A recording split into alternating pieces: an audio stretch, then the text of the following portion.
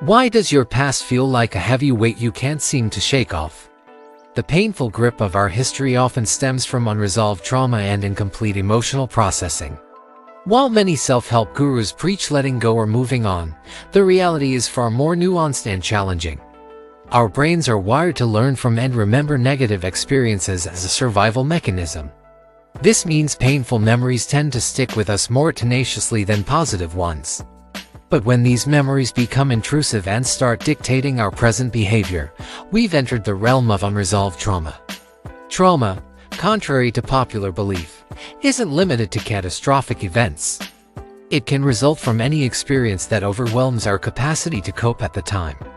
This could be anything from childhood neglect to a series of small disappointments that compound over time.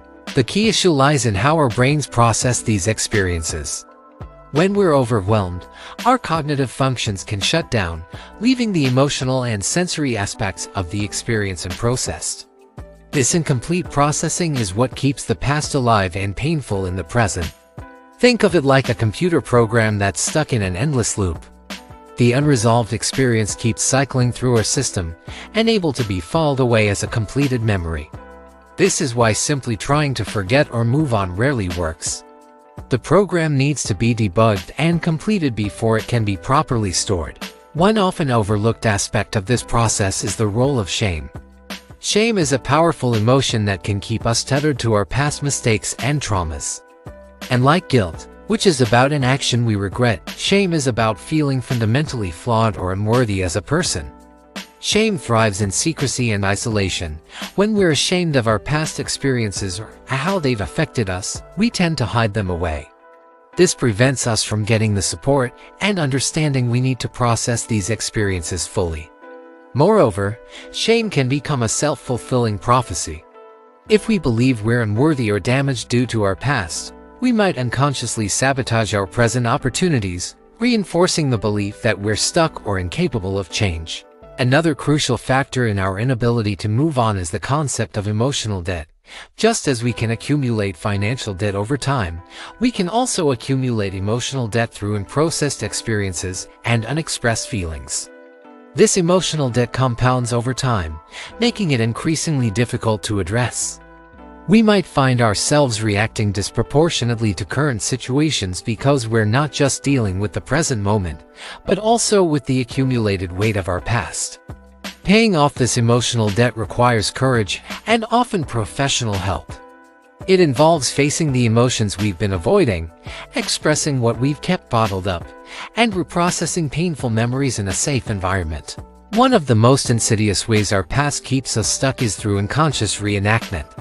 This is a psychological phenomenon where we unconsciously recreate situations similar to our past traumas or unresolved issues. For instance, someone who grew up with an emotionally unavailable parent might continually choose partners who are similarly distant. Or someone who experienced betrayal might sabotage trust in their current relationships. These reenactments are unconscious choices. They're our psyche's misguided attempt to resolve the original issue. By recreating similar situations, we're unconsciously hoping for a different outcome that will heal the original wound. Understanding this pattern is crucial for breaking free from it. It requires developing a keen self-awareness and the ability to recognize when we're falling into old patterns. Only then can we consciously choose different actions and start creating new, healthier experiences. Another often overlooked aspect of being stuck in the past is the role of identity. Our past experiences shape our sense of who we are. Even if these experiences were painful or limiting, they're familiar. And the familiar, even when it's uncomfortable, can feel safer than the unknown. Moving on from our past often requires a radical redefinition of our identity. This can be terrifying because it feels like losing ourselves. Who are we if we're not defined by our past traumas or mistakes? This fear of identity loss can keep us clinging to old narratives and behaviors long after they've stopped serving us. The process of identity evolution is rarely discussed in mainstream self-help literature, yet it's crucial for genuine change. It involves grieving the loss of our old self, even if that self was unhappy or limited. It requires building a new sense of self based on our values and aspirations rather than our history. This identity shift also involves changing our internal narrative. The stories we tell ourselves about who we are and why we are the way we are have a profound impact on our ability to change. If our narrative is fixed and based entirely on our past, it leaves little room for growth or transformation. Developing a growth-oriented narrative that acknowledges our past but isn't defined by it is a powerful tool for moving forward. This narrative should be flexible, allowing for change and improvement while still honoring our experiences. Another critical factor in our inability to move on is the concept of secondary gains. These are the unconscious benefits we derive from holding on to our past issues or traumas. While it might seem counterintuitive that we benefit from pain, these secondary gains often serve important psychological needs. For instance, someone who constantly dwells on past failures might be protecting themselves from the risk and potential disappointment of trying something new. Or someone who holds on to victim identity from past abuse might be unconsciously using it to avoid taking responsibility for their current choices. These secondary gains aren't conscious strategies. They're psychological adaptations that once served a purpose but have outlived their usefulness. Recognizing and addressing these hidden benefits is crucial for genuine change. The role of neuroplasticity in moving on from our past is another area that deserves more attention. Our brains are constantly forming new neural pathways based on our experiences and thoughts. When we're stuck in the past, we're reinforcing the neural pathways associated with those old experiences and emotions. Breaking free requires creating new neural pathways. This is why simply thinking positively isn't enough. We need to actively engage in new experiences, challenge our old thought patterns, and practice new behaviors consistently. Over time, these new pathways become stronger, making it easier to break free from old patterns. Understanding the biochemistry of emotions is also crucial. When we repeatedly experience certain emotions, our brains become wired to produce the corresponding neurochemicals more easily. This can create a sort of addiction to familiar emotional states, even if they're painful. Breaking this cycle requires more than just willpower. It involves actively engaging in activities and practices that produce different neurochemicals. This might include exercise, meditation, social connection, or trying new experiences that bring joy or excitement. The concept of time perspective is another important factor in our ability to move on from the past. Developed by psychologist Philip Zimbardo, this theory suggests that our perception of time significantly influences our thoughts, feelings, and behaviors. People who are stuck in the past often have a past negative time perspective. They focus disproportionately on negative past experiences, overlooking positive ones. This skewed perspective colors their view of the present and future, making it difficult to move forward. Developing a more balanced time perspective involves consciously practicing gratitude for positive past experiences, engaging fully with the present moment, and cultivating hope and plans for the future. This shift in temporal focus can dramatically impact our ability to process and move beyond past difficulties. The role of forgiveness in moving on from the past is often misunderstood. Many people resist forgiveness because they equate it with condoning harmful actions or reconciling with those who hurt them. However, true forgiveness is about releasing ourselves from the burden of resentment and anger. Forgiveness doesn't mean forgetting or excusing past wrongs. It's a process of acknowledging the pain, understanding its impact, and choosing to release the hold it has on us. This includes self-forgiveness, which is often the hardest but most crucial form of forgiveness for moving forward. Another crucial aspect of moving on is understanding the difference between pain and suffering. Pain is an inevitable part of life, resulting from our experiences. Suffering, on the other hand, comes from our resistance to that pain and our narrative around it.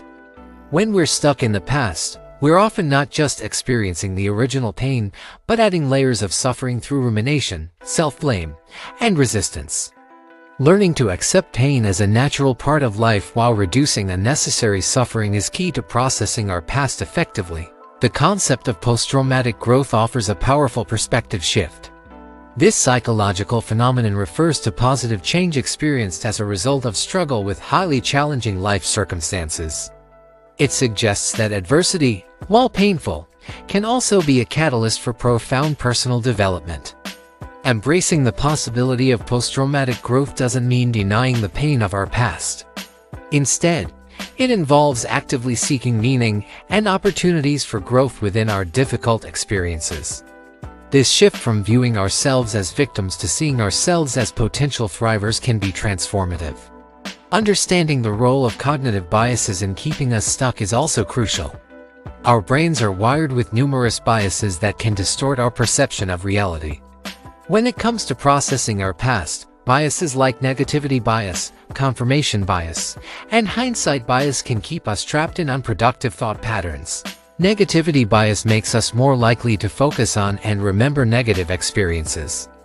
Confirmation bias leads us to seek out information that confirms our existing beliefs about ourselves and our past. Hindsight bias can make us believe that past events were more predictable than they actually were, leading to undue self-blame. Recognizing these biases and actively challenging them is essential for developing a more balanced and realistic view of our past. This might involve practices like cognitive restructuring or mindfulness, which help us observe our thoughts more objectively. The impact of unresolved past issues on our physical health is another area that deserves attention. The mind-body connection is powerful, and chronic stress from unprocessed trauma or persistent negative emotions can have serious physical consequences. This manifests through the constant activation of our stress response system, leading to elevated cortisol levels, inflammation, and a host of potential health issues. Understanding this connection can provide additional motivation for addressing our past issues and developing healthier coping mechanisms. Finally, the role of social support in moving on from our past cannot be overstated. Humans are inherently social creatures, and our ability to process difficult experiences is greatly enhanced by supportive relationships. However, many people who are stuck in their past have isolated themselves or surrounded themselves with people who reinforce their negative narratives. Breaking this isolation and cultivating relationships that support growth and healing is crucial for moving forward. This might involve seeking professional help, joining support groups, or consciously building friendships with people who model the kind of growth and resilience we aspire to. These supportive relationships provide not just emotional comfort, but also alternative perspectives and models for how to process and move beyond difficult experiences. Moving on from our past is a complex, multifaceted process that goes far beyond simple platitudes about letting go. It involves understanding the neurological, psychological, and social factors that keep us stuck, and actively engaging in practices that promote healing and growth.